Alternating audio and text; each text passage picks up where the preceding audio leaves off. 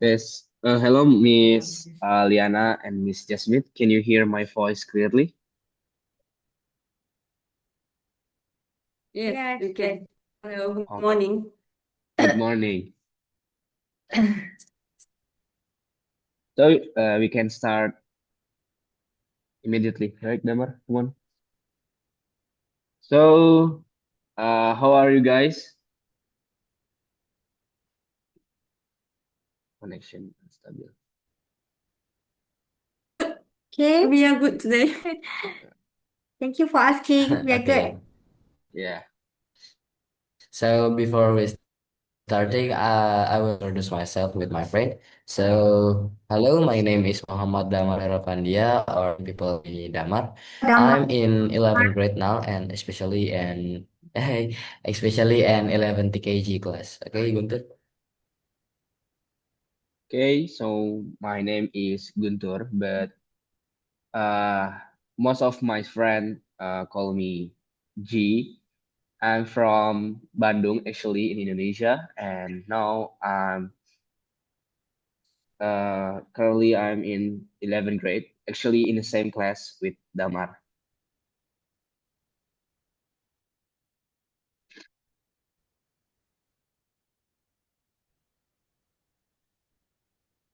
Hi. Hello, Guntur. Hi. Hello.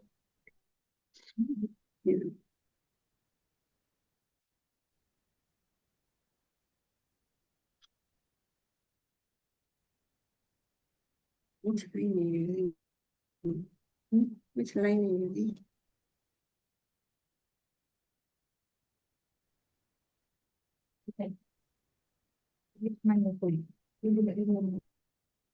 In case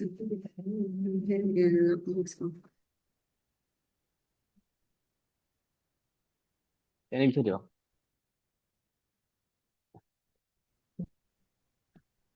Oke.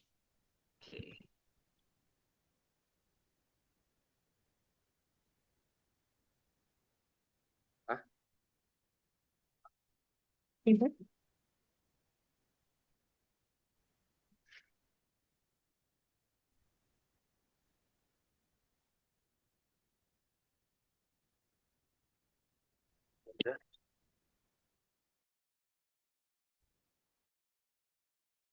Okay, going to having a network problems. English teacher profile, there is Mrs. Liana Akmal binti Ramli. May I? So, Mr. Liana Akmal binti is an 22 years experience. She holds a bachelor degree in TESL in University Technology Mara, originally from Selatan, and a Muslim. Through her career, Mr. Liana has taught in several institutes, including Sekolah Menengah Teknik Kuantan, Sekolah Mas, and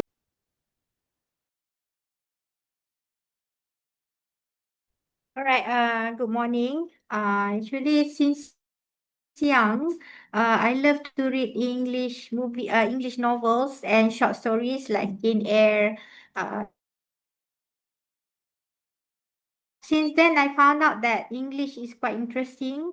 Then that's why I decided to become an English teacher. Okay, hi. As for me, I actually wanted to apply to be a maths teacher because I love maths. But when I applied, was chosen for an interview to be an English teacher, and I decided to take up the challenge. And since then, I enjoy teaching English, and I too love to read a lot of English storybooks since young. Thank you. okay. Thank you so much. And uh, can you share your experience when teaching in a classroom for the very first time? And what did you feel at the moment when you first time come into the class and then you meet with the other student? What's your feeling? Well, it was very exciting and challenging at the same time. I still remember I was standing in front of the class, feeling nervous. But at the same time, I felt so excited to deliver my teaching, and luckily I lost for words actually. Luckily, I already prepared, so it went well. Last time, I will make sure myself to prepare. I think, that's how the moment you start become a teacher. Okay.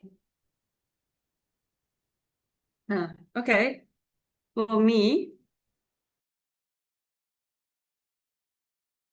because I was given a class of 35 students and they were all 14 years old, so you can imagine the energy that they have. I was very nervous, but I remembered some teachers that gave me some tips where you have to go in the class showing your stern face, don't smile too much so that the students will pay attention more. I tried to do that, but didn't really work out. So at the end, I stern in order to gain the students' attention, as well as always think of activities that is to the level of students. And then I didn't feel nervous anymore. Okay, thank you. Okay, I want to ask, is it long time to take you to not shy when you first time teaching in the class, or is it took a short time to adaptation in the new environment of in school? No, it wasn't so long because when we were studying, sorry, when I was studying my teaching degree, we were already given the opportunity to enter schools, observe how teachers teach. We have to teach in front of our own classmates. So the nervousness was just for maybe the first week for each different class. Okay, so I want to ask Mr. Jasmine. Yes. So we have taught in various places from Sabah to Selangor. What is the most valuable lesson you have learned from interacting with diverse students across Malaysia?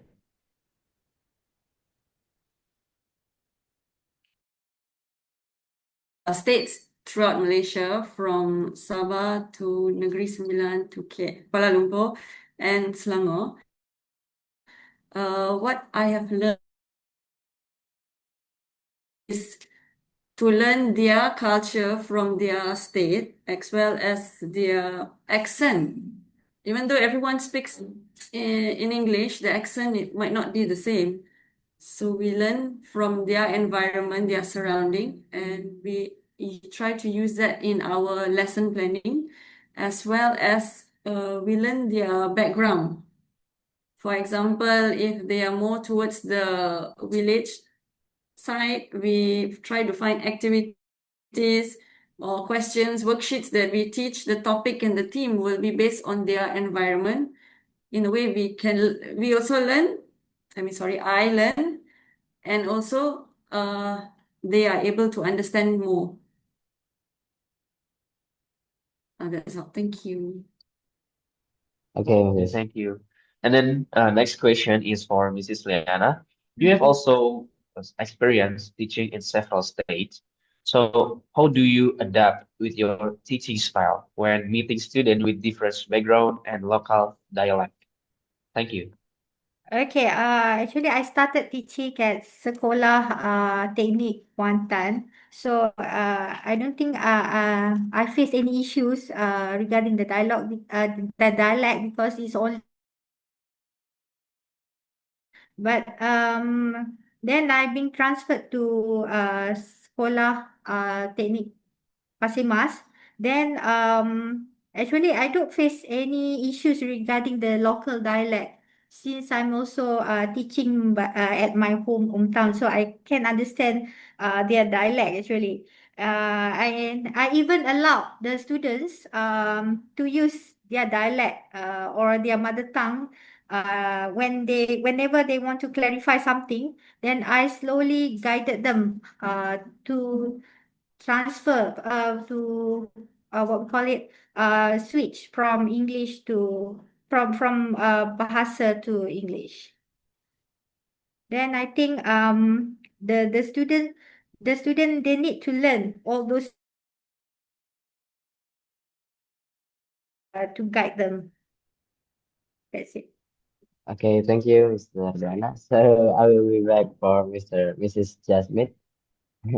We noticed you pursued a master's degree in human resource development. So I want to ask, what motivates you, and how do you apply that knowledge to help us as vocational students become more prepared for the workforce? Okay. Actually, when I pursued my master's, yeah, I didn't really need much motivation because I believe when we are in the studying mode, like we do our certificate, our diploma, our degree, since you are in that phase, it's the best to always continue studying. And that's when I chose to continue studying, and I thought I want to try something different, and therefore I did master's in human resource development. And to my surprise, I actually can apply that here in this vocational college because here we have a subject called core abilities, where the students will learn the ethics, how to communicate in a workplace environment.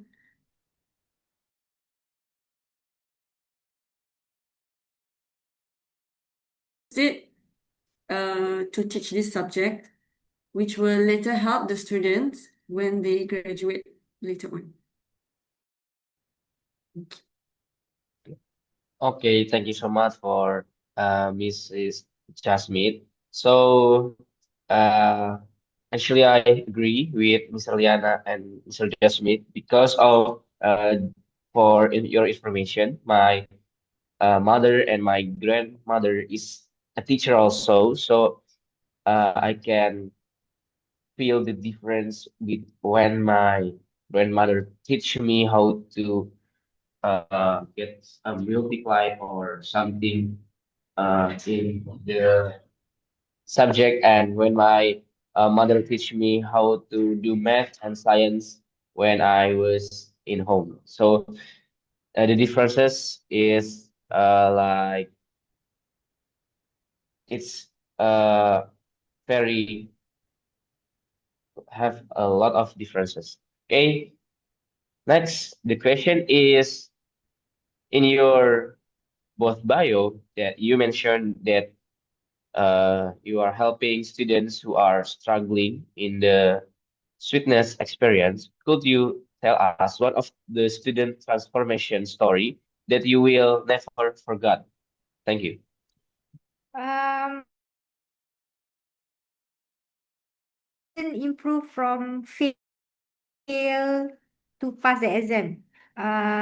Especially when the this one student he had zero knowledge. He don't know what to write and what not. But at the end, he's able to write and he managed to pass the exam. That's what I'm very proud of to become a teacher, and I never forget that. That's it. Okay. As for me, I remembered when I was in Negeri Sembilan, a different college. That time the students there was sitting for SPM, Sijil Pelajaran Malaysia. And when I used to teach them, they were electronic course students. It was very difficult to get their attention and make them study, but I never gave up. And they were at the end, when they finish studying, I did give them lots of advice, telling them that they must study in order to continue furthering their studies later on. And but by the time they finished their exams, I was transferred to Kuala Lumpur.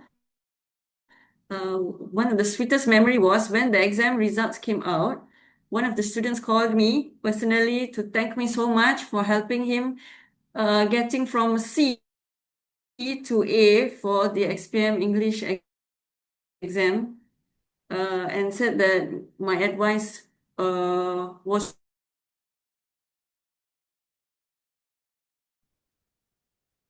that's the sweetest memory because the students still remember what you have taught them and their achievement. Thank What you. a memorable memory from Mrs. Jasmine and Mr. Liana. So now I wanna ask for Mr. Liana. So before you mentioned that one of the challenge is seeing student lost interest in learning.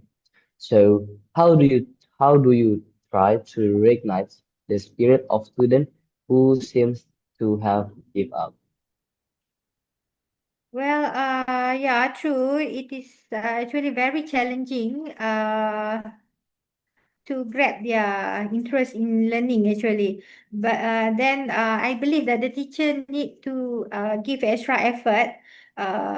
Maybe we can like share interesting videos, interesting YouTube, and sometimes the teacher need to create interesting games and interesting activities with them, so that something like games that which is related to the module, so that the students are eager to learn.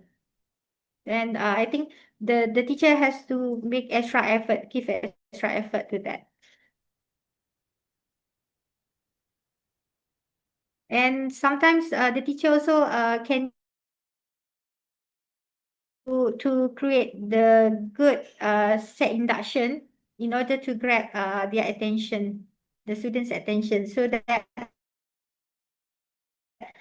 once they're interested, they will learn. That's it. Okay, thank you so much for Mrs. Liana. Next, for Mrs. Jasmine, I see your bio. That is, before it, I wanna say congratulations on guiding your student in the Queen's Commonwealth is a competition. So I wanna ask, what is the process like, and what is your advice for those of us who want to joining international competition? Thank you. Okay, thank you for the praise. Uh, the process as in to apply for this Queen's Commonwealth Essay Competition, it's because it's for Commonwealth. Share your place there. You can apply online. Every year they will open early of the year, and they will have a title theme. Then you have to write the essay and submit. And my advice to those there, if you love to read English books or you love to write, why don't give it a try? Look at the topic. If you think that is your theme to write, you can write. Because this essay, you besides writing formal essay writing, it also allows writers to write poems or stories based on the theme. So if anyone who loves to write should give it a try. Even here in KV Shah Alam, we identify a few students who love to write and love to read. Some of them has creativity in writing poem. Some love to write story. So we get them, we motivate them, and we ask them to give it a try and join the competition. Our first batch that joined was last year, which they managed to achieve a bronze. This year we had more students that joined. Results not out. We hope for the best and for their effort in writing. So do give it a try too. Okay, thank you for your advice. And I personally love to read and I love to writing too, but I never joining some essay competition because of for me my writing is still in the bad condition. Thank you so much for the advice. So next, for Mrs. Liana, I see in your bio that you mentioned thank you note from student as a sweet experience. Is there a particular message or gift from student that holds a very special meaning for you? Sorry, come again? So before I see that you mentioned thank you notes from Oh, student as a sweet experience. So I want to ask, is there a particular message or gift from a student that holds a very special meaning for you?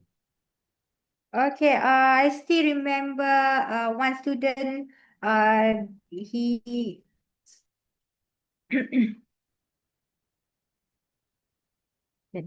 Okay, I still remember I received a thank you note from one student, and he wrote to me, I will never forget you, I will never forget your kindness and patience.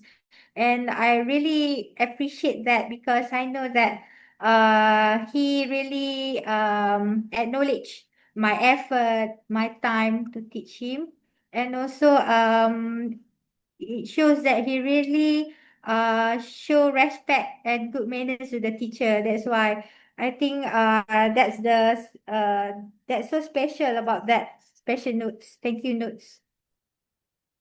And I think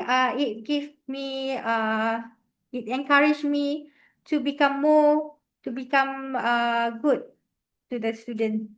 It can motivate me as well. That's it. Okay, thank you so much. And next is for your both. Besides teaching in the classroom, what is the like biggest challenge in non-academic area of being teacher in a vocational school today? Thank you.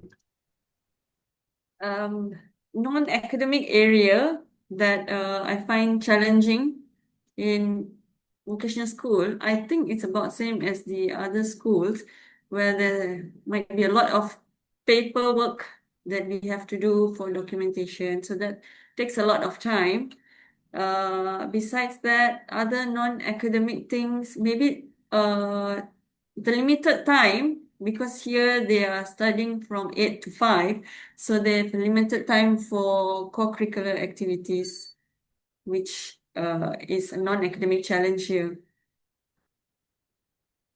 Yeah, I think the biggest non-academic challenge for being a teacher today is maybe in terms of students' behavior and also discipline.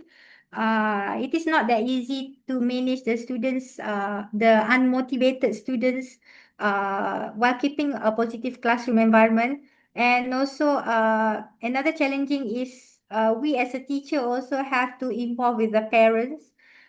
We have to deal with the parents who are sometimes too demanding, and sometimes they are very uncooperative, and they're not really involved with their children's education, but they expect the best from the teacher. And another thing is maybe we are lack of something like resources, like limited teaching materials, equipment, I guess. And also, when the students not interested to learn the in academic areas, the teacher have to face the problem with the absenteeism, with the unmotivated student, and maybe they late to come to class, and the teacher have to deal with all these problems. That's it. Oh, okay. Thank you, Mrs. Liana and Mrs. Jasmine. So I want to ask about the debate. So you both have experience in as a debate educator. In your opinion, what are the top three qualities you look for in great debate? Thank you. For me, I think the top three quality for a debater should be confidence, good listener, and a well-read person. confidence, as in they have to have the confidence level to stand in front, to speak confidently without being nervous. In that way, they are able to gain the attention. Second is well-read, because title will be given. You must be well-read to know your points and how to rebel later. Besides that, critical listener, because when the other opponent is giving their points, if you do not listen critically, you won't be able to respond correctly to for your stand, to hold your stand. So this three is very important. They need to be well read, a critical listener, and also have the confidence. Okay, for me, the top three, the first one is the debater must have a very good critical thinking skills, so that they can analyze the issues very goes deeply and form a logical argument. And the second one is the debater must be very confident so that they are able to speak clearly without any fear to their opponents. And the third one, maybe, I mean, the debater need to be well prepared. They have to really research their topic so that they must know the facts, the evidence, and the examples to support their argument so that the opponents will like they can defeat the opponents. And another thing is maybe they must also have a quick thinking so that when the opponent asks him, he are able to spot and give the strong rebuttal. That's it. Good. Okay, thank you so much. And the next question that I want to ask is, so in line with our theme, what is the biggest mistake do that we as a TVET student often make when trying to like balance our vocational practice and English lesson? Thank you. I think one of the mistakes that maybe TVET students often make when they try to balance their vocational practice subject and English lesson, they think English is not that important later on when in the working life, but not realizing that, say, if they work in a private sector or maybe go overseas, English is very important, even though you learn the vocational subject in your country's language. For example, here in Bahasa, some terms is in English, but the rest they learn in Bahasa. So when they go in the workforce, they find it difficult to blend in and work. For example, if like welding course, if you are given the opportunity to go for training to be underwater welder, you have to be able to speak in English, because this will be mixed group of people from different country. So even though you learn the vocational subject, but you are unable to apply it without the language. Yes. Thank you. Yeah, I agree with Madam Jaspreet because some of the biggest mistake that the TVET student make is their lack of focus on English communication. They only focus on technical skills, but they forget that communication is also important for the especially at the workplace. And also they also have a very poor time management. They struggle. They struggle to balance between practical work with the theory classes and also assignments, and sometimes they ignore the language class, and also maybe they don't like to ask questions. They don't like to seek help from the teacher. They always stay silent, and this will slow down their learning. I think that's one of the biggest mistake that the student make. Okay, so thank you for the answer.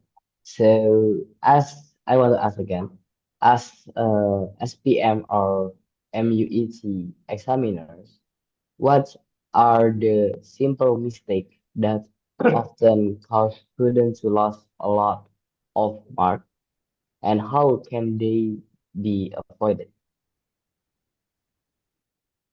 Okay. I've marked SPM and WET exam papers before, and based on my experience, I think the place where students lose most of their marks is writing. It's because when they are not well read in English, they do not read enough English books, so they can't construct longer sentences which will carry more marks. Their sentences tend to be more simple, which bring down their marks. Second is how they can avoid it. Sorry, how they can avoid it is by what besides reading more, they have to understand the format of the writing. Basically, if they follow the format, for example, letter writing, email writing, they know the format, they know where they must answer, they are able to score higher marks. And with additional more reading, they will be able to write more lengthy sentence. Okay, for the SPM, the simple mistake that usually the student make is first one is they not read the questions very carefully. They answer the wrong part, or maybe they don't understand the word why, how, and if let's say the instruction is give two reasons, they only give one reason. Another thing is maybe in terms of their grammar, they have a lot of grammar errors and also spelling errors. They forget about the capital letters, the comma, the punctuation, the correct tenses, and also they not really know how to manage their time well in answering the questions. Maybe they spend too much time in one section and forget about another section. They have a very messy handwriting, so that we as a examiner are unable to read their handwriting. I think that's some of the simple mistake that the students always make that cause them to lose a lot of marks.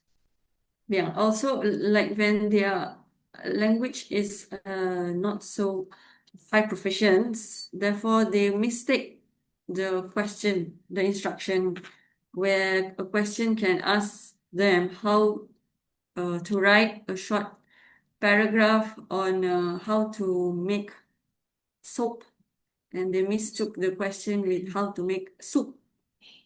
So the whole essay goes wrong. Yeah. Yeah. Soup with soup. Yeah, soap and soup, different spelling, different meaning. Okay, thank you so much. And that's give me some insight and some tips. Maybe later I want to take some English certification. I will more uh, attention to that point. Thank you so much. And next is for Mr. Jasmine, Mrs. Jasmine. And I read again in your bio that your school is achieved as the top result for the English SPM for 3 consecutive years. It's like a hat trick for me. And there is any like study routine or some secret recipe that you and your student do to achieve that success? Thank you. Right, thank you. Actually, there's no secret recipe. So before, uh, the school was changed to college vocational. We still have students who sit for SPM, and that time, yes, we have a lots of extra classes, weekend classes, lots of worksheets, a lots of activities for the students, workshop that the students must join in order to pass the get good results for the SPM English paper. This is the same school I mentioned before, where the students called and thanked me for uh, helping him throughout his SPM English paper. basically the only thing they need to achieve this success is commitment. We need lots of commitment from the students. If students are not committed for the extra class or to learn the lesson, it's a bit difficult. So it all comes with the student and also from the teacher.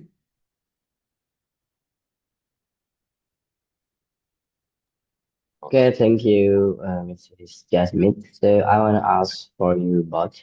So among us, some are more comfortable speaking than writing, or vice versa. So for me, I'm more comfortable in writing, but sometimes it can be speaking too. So do you have any specific tips for us to improve skill the we feel weaker in? Okay, I will share with you some few tips. The first one is practice makes perfect. You have to practice speaking every day. Talk to your friends, to your classmate, or even to yourself in English. And because the more you speak, the more confident you become. And you can also listen and imitate to the English movies, or can listen to the podcast. You can copy the way the native speakers pronounce and express their ideas. And also, you can also expand your vocab. You need to learn new words and whenever you speak. And in terms of writing skills, I think you need to read a lot. You need to read good journals and good articles. And another thing is that another tip is don't fear in making mistake. Okay, I agree with Miss Liana. So in a way to improve whether it's writing or speaking is a lot of practice. If you want to improve writing, you have to read a lot of books, lots of English books, good English books. Like you can read Harry Potter, Enid Blyton, this kind of books that will help you later on when you write your essays so that your grammar will be correct and you have more choice of words.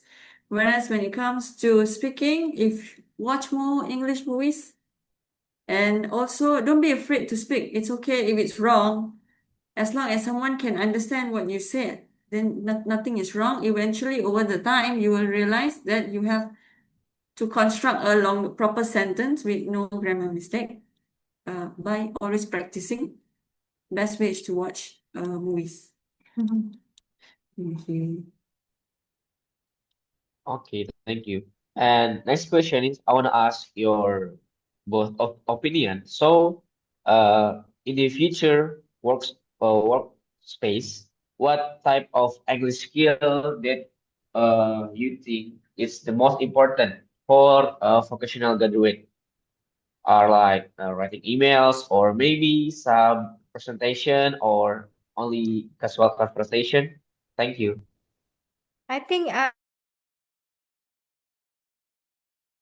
skills because you need to communicate clearly with your colleagues, with your boss, with the customer, with your supervisors during the meeting and also discussion. And other than speaking skills, you must have a good skills in presentation. You need to share your ideas confidently, especially when you are selling your product or project, you do your project presentation. And I think writing skills is also very important, whereby you should know how to write a very good email, to write a very good report memo, so that you will look professional. And also, you must have a good team communication so that you are able to communicate with your team members, and your team members will respect you since you are using the polite and respectful language. That's quite important as well. Think. Okay, for me, I agree with Miss Adriana. All aspect of English skills is important in the when you graduate later on. But one main important thing I would say is speaking. Because say you own a shop or a bakery or a workshop, when any customers come to you, it can be anyone from anywhere. And to communicate with them, or you need to buy tools from certain place, it's very important to be able to converse in English. And everyone around you. Like for example, here we have subject English for communication. We make students present and speak, do role play all in English. So later when they go out, they are not so afraid to speak. So for me, I think speaking is very important. Okay, thank you. So, I want to ask again. So, for you both, how important is it for us to learn technical English from specific to our respective vocational field? Okay, I think it's very important because based on your programs or your courses that you study there, I'm sure certain words can't be changed to Indonesian language or in Bahasa. It has to be some terms in English. For example, whether you are an IT student or machine student, there are certain terms that needs to be used in English because when you go in the workforce, you want to work or you want to fix a software or a program, it's all in English. So if you don't know the term in English, it will be very challenging for you later on in the working life. And whether you go overseas, you have a chance to go to a different country abroad, all the terms is same everywhere in English. So it's very important to know the technical terms in English as specifically for vocational fields. Yeah, I agree with Madam Jasmine. I think the students should have a better understanding of the subject so that the technical English will help them to understand the manuals, the tools, and all the process correctly. And I think it is also very important to improve the communication skills at the workplace, so that the workers, they can share their ideas, they can follow the instructions and discuss the technical issues with their clearly with their colleagues. And also the most important thing is this can give them job opportunities. I'm sure the company will prefer employees who are very good in using the technical English confidently. That's it. Okay, thank you so much for the answer. And the next question is, if you could go back in time and give one piece of advice to your younger self when you first start teaching, what would it be? Thank you. Okay, if I could give a piece of advice to my younger self when I first started teaching would be not to stress too much, because I remember being too stressful with many students in the class. Even though not nervous, but because it's too many students, so that I think I shouldn't be too stressful, but be more creative in thinking of how to gain the students' attention so that they will enjoy the lesson and I will enjoy more creativity. Yeah. The advice I think that I should give to myself is never stop learning. I should learn, even though I'm already 46 years old. I think that I should never stop learning, because learning is always progress, and I should, even though I'm also I become a senior teacher, but I should update myself with all the teaching methods, and I should attend all the courses or the workshops, and I also need to learn from other teachers. All other teachers also, they sometimes we can learn from them, and I think I need to be patient and very supportive, because it is not that easy to deal with the students who are very shy, who are very weak in English. So to always give them motivation, not to pressure them to pass. And I think I need to focus on I mean I need to understand my students level, and I should be able so that I should be able to teach them according to their ability. And also should be I should make my lesson more fun and also meaningful, so that the students are able to learn English more and having fun. So, because of all a message for you and you are younger now, I want to ask about what are your biggest hope for the future of English education in vocational school, both in Malaysia and Indonesia? My biggest hope that for the English education would be probably maybe I'm not so sure there, but I hope that they have more hours given for English studies in the school timetable, so the students have more time to learn English throughout the week, as well as more activities in English, or maybe a day a week for the whole school or the whole college to speak,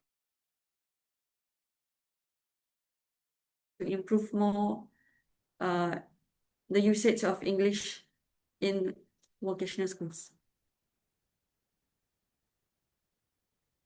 I think I hope the students learn English not only to pass the exam, but they learn English just because they need to connect with the world confidently. And I hope that the students will use English confidently in real life. And the teacher also I need to inspire them and always give motivation to the students. That's it. Okay, thank you for the answer. And this is the last question. So to conclude, can you give us a final message of encouragement to all the IDN students that listening, especially for those who feel their English skill is maybe lower than other people, or they're that still feel English is difficult to master? Thank you. Okay, my message of encouragement to IDN students there who are listening would be to always remember to progress in English is actually a journey. Every mistake is a step towards mastering the language. So don't fear if you make any errors. Remember that fluency isn't about being perfect, but communicating effectively. Being able to pass a message across is more important. So don't be afraid to learn and use the language effectively. Yeah, I agree with Madam Jasmine. Learning English actually is even though it seems difficult at first, but it opens the door to many opportunities. Through English, you can connect with the people around the world. You can explore the knowledge. You can even achieve your dreams. And another thing is, don't worry about making mistakes. It's part of the learning process. The more you practice, the more confident you become. And please believe in yourself. You have to stay motivated, believe in yourself that you can do it. And remember that every small effort counts. Thank you so for Mrs. Jasmine and Mrs. Jana. So maybe that's all from us. So thank you for answering like almost 20 questions from us, giving questions. So thank you so much. And that's all from us. Thank you for having Thank us. you. Thank you. Thank you so Okay. So much. good luck to Good all of luck. you. Have a good day. Okay. Yeah. Yeah, okay, bye. Thank you, Thank Mrs. you. Okay. Thank you. Thank you. You may leave. Tutup aman.